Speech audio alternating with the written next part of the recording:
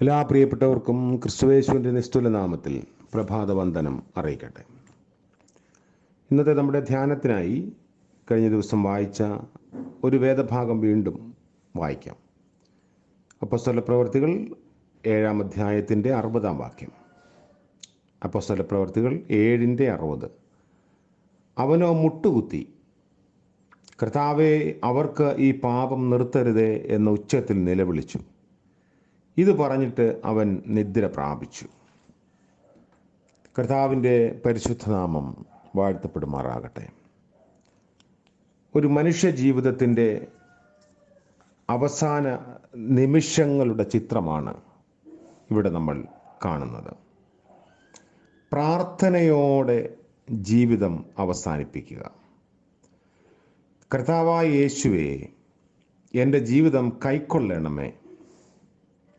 ക്രൂശിൽ യേശുവിൻ്റെ പ്രാർത്ഥനയെ അനുസ്മരിപ്പിക്കുന്നതാണിത്.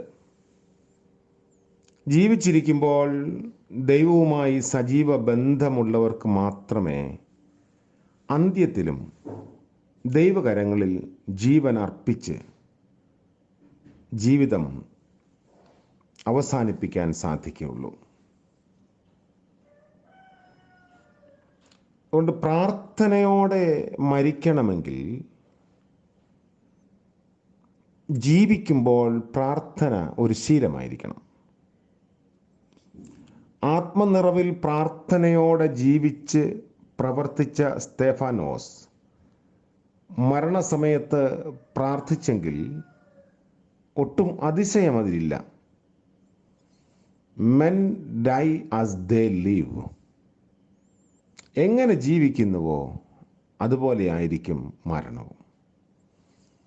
രണ്ടാമത്തെ ഒരു കാര്യം, ശത്രുക്കൾക്ക് വേണ്ടിയാണ് പ്രാർത്ഥിച്ചത്. അവനോ മുട്ടുകുത്തി, കർത്താവേ, അവർക്ക് ഈ പാപം നിർത്തരുതേ. ക്രൂശിച്ചവർക്ക് വേണ്ടി യേശു പ്രാർത്ഥിച്ചതുപോലെ തന്നെ ശത്രുക്കളെ സ്നേഹിക്കണം എന്ന് പ്രസംഗിക്കുക മാത്രമല്ല, അവർക്ക് വേണ്ടി നിറകണ്ണുകളോടെ പ്രാർത്ഥിച്ചവനായിരുന്നു സ്തെഫാനോസ്. യേശുവിനെ ആത്മാർത്ഥമായി സ്നേഹിച്ച് അനുധാവനം ചെയ്യുന്നവനെ മാനുഷികമായി അസാധ്യം എന്ന് തോന്നുന്ന കാര്യങ്ങൾ ചെയ്യാൻ സാധിക്കുകയുള്ളൂ. ജോർജ് വിസാട്ട് എന്ന ഒരു ഭക്തനെക്കുറിച്ച് വായിച്ചിട്ടുണ്ട്. വിശ്വാസത്തിന് വേണ്ടി പീഡിപ്പിക്കപ്പെട്ട് കൊലമരത്തിൽ ഏറ്റപ്പെട്ടവനാണ്. വിസാട്ടിനെ പോലെ വിശ്വാസവും ആത്മാർത്ഥതയും ഉണ്ടായിരുന്ന ഒരാളെ വധിക്കാൻ ആരാച്ചാർക്ക് മടിയായിരുന്നു. വിസാട്ട് മുൻപോട്ട് ചെന്ന് അദ്ദേഹത്തെ ചുംബിച്ച് പറഞ്ഞു, ഞാൻ നിന്നോട് ക്ഷമിച്ചിരിക്കുന്നു. ഇത് അതിൻ്റെ അടയാളമാണ്. യേശുവിനെ പിൻപറ്റുന്നവർക്ക് ഇങ്ങനെ പ്രവർത്തിക്കാൻ സാധിക്കുകയുള്ളൂ.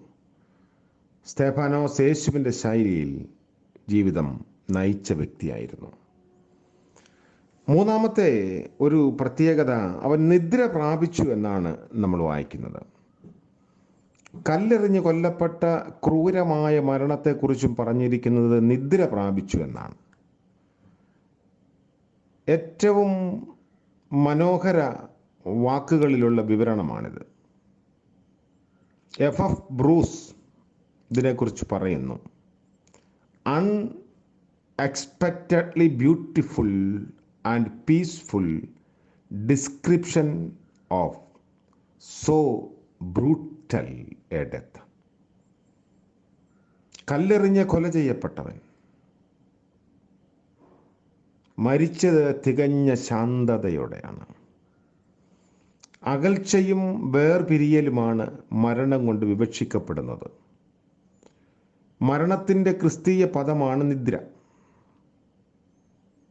നിദ്രയാണെങ്കിൽ ഉണരും, അതാണ് ഇതിൻ്റെ അർത്ഥം. ലാസറിനെ കുറിച്ച് കർത്താവ് പറഞ്ഞത്, എൻ്റെ സ്നേഹിതനായ ലാസർ നിദ്ര കൊള്ളുന്നു എന്നാണ്. അതുകൊണ്ട് നിദ്ര എന്ന പദം നമ്മെ ഓർമ്മിപ്പിക്കുന്നത് തീർച്ചയായും ഉണരും എന്നതാണ്. അപ്പോൾ ക്രിസ്തീയ ജീവിതത്തിൻ്റെ അല്ലെങ്കിൽ വിശ്വാസത്തിൻ്റെ ഏറ്റവും അടിസ്ഥാനപരമായ ഉറപ്പാണ് ഈ ഉണർവിനെക്കുറിച്ച്. കർത്താവിൽ നിദ്ര പ്രാപിക്കുന്നവർ കർത്താവിൽ പുനരുത്ഥാനം ചെയ്യപ്പെടുന്നവരാണ് എന്ന ഉറപ്പ് നമ്മുടെ ഒരു ഡോക്മായും കൂടെയാണ്, അല്ലെ ഡോക്ട്രിനാണ്. രക്ഷാസൈന്യം, അതായത് സാൽവേഷൻ ആർമി, അവരുടെ ഒരു പ്രതിമാസ പത്രികയുണ്ട്, വാർ ക്രൈ, യുദ്ധ ശബ്ദം എന്നാണ് പറയുക.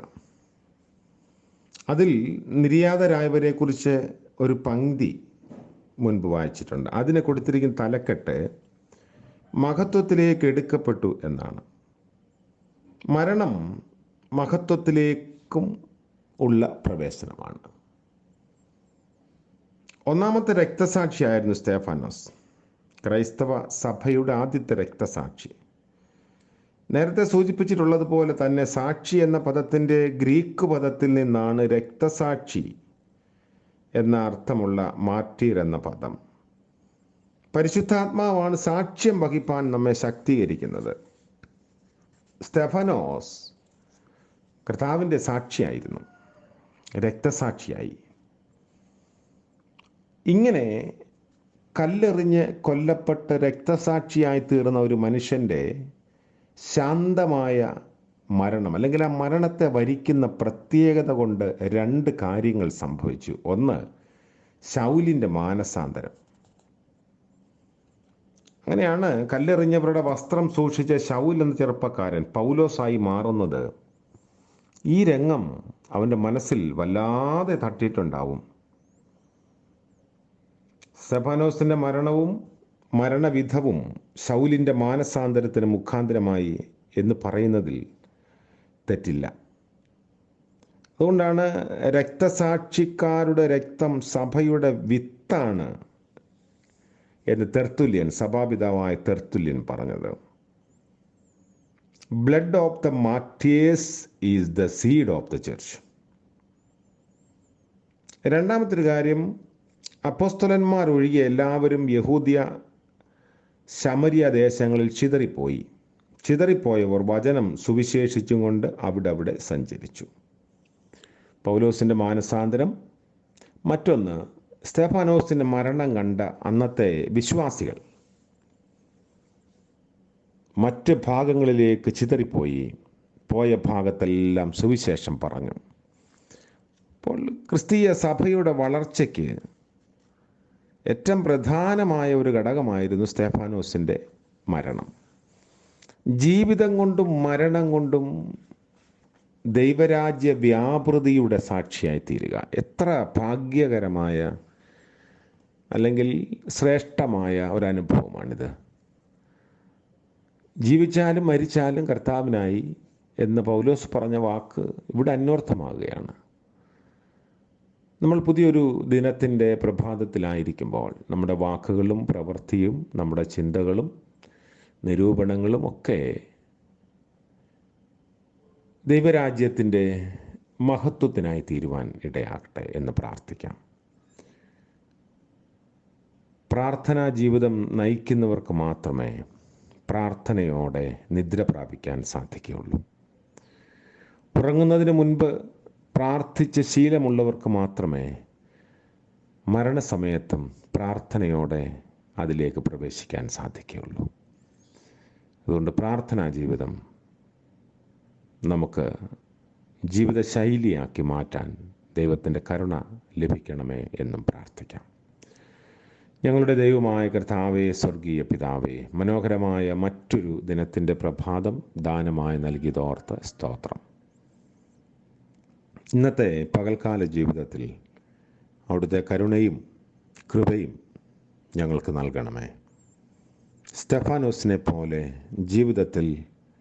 ജീവിതം കൊണ്ടും മരണം കൊണ്ടും ദൈവനാമ മഹത്വത്തിനായി ഉപയോഗപ്പെടുവാൻ ഞങ്ങളെ സഹായിക്കണമേ. കർത്താവേ, ഞങ്ങളുടെ ജീവിതം മറ്റുള്ളവർക്ക് സാക്ഷ്യമായി സുവിശേഷത്തിൻ്റെ വ്യാപനത്തിനും മറ്റുള്ളവരുടെ മാനസാന്തരത്തിനുമൊക്കെ കാരണമാകണമേ എന്ന് പ്രാർത്ഥിക്കുന്നു. ഇന്ന് ജീവിപ്പാനുള്ള കൃപയും ബലവും ആരോഗ്യവും ആലോചനയും ഞങ്ങൾക്ക് നൽകണമേ. പ്രഭാതം മുതൽ പ്രദോഷം വരെയും അവിടുത്തെ നിയന്ത്രണം, കർത്താവെ, സാന്നിധ്യം പകരണമേ.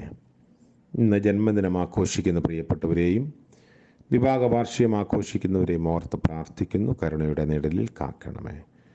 യേശു മശിഹ മൂലം ഞങ്ങളുടെ പ്രാർത്ഥന ദയവോടെ കേൾക്കുമാറാകണമേ. ആമേൻ. സകല ബുദ്ധിയെയും കവിയുന്ന ദൈവിക സമാധാനവും അനുഗ്രഹവും നാം എല്ലാവരോടും കൂടെ ഇരിക്കുമാറാകട്ടെ. ആമേൻ.